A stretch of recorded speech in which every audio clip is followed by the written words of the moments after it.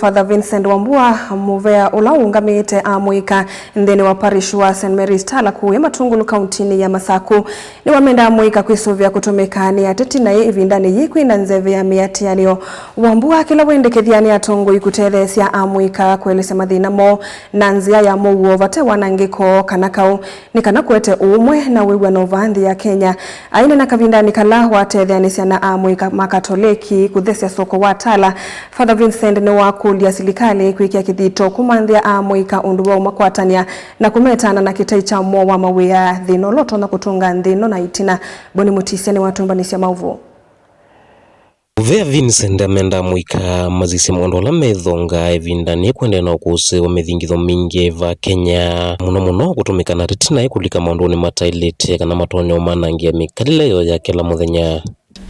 In the wake of the Gen Z protests, we wish to encourage our young people to engage in constructive dialogue that they may not allow themselves to be misused by politicians or by their peers to engage in activities that do not warrant the freedom that they may be fighting for.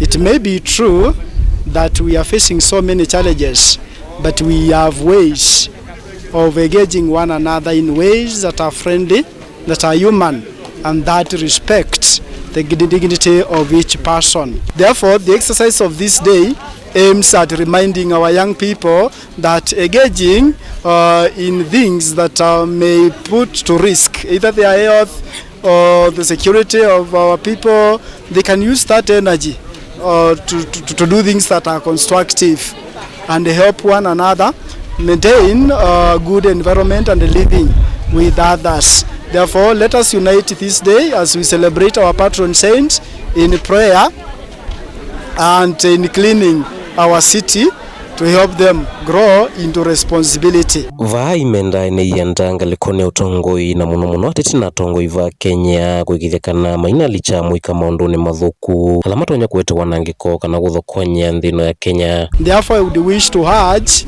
all the stakeholders, especially the political leaders and the religious leaders, to help our young people know that though they advocate for a justified society, for equality, and for good governance, we encourage them to do that in a manner that do not cause mayhem, that do not cause destruction, or that do not paint a picture of irresponsibility. It is also the duty of our parents to make sure that they bring up our children in a moral way. Let us help them to grow up morally and in ways that we may tap their energies and their strengths and their abilities to help one another, to help the society. Oinge iweta kana silikali na wathwa kwikithekana muika menondwa kwika na kumavatha na maundu mathuku ala methitwe maitwa isia matonya kwete wanangiko kana ithoko va Kenya. It is the responsibility of any government to take care of its peoples and create opportunities for the young people. Whenever they are given whatever little it is, they do anything that it takes, provided they have something in their pocket. And they may not even mind whether whatever they are doing is wrong, whether whatever they are doing causes destruction, whether whatever they are doing pulls us back as a country and as a community. And therefore, when we have many young people who are idle, then obvious our security is at stake.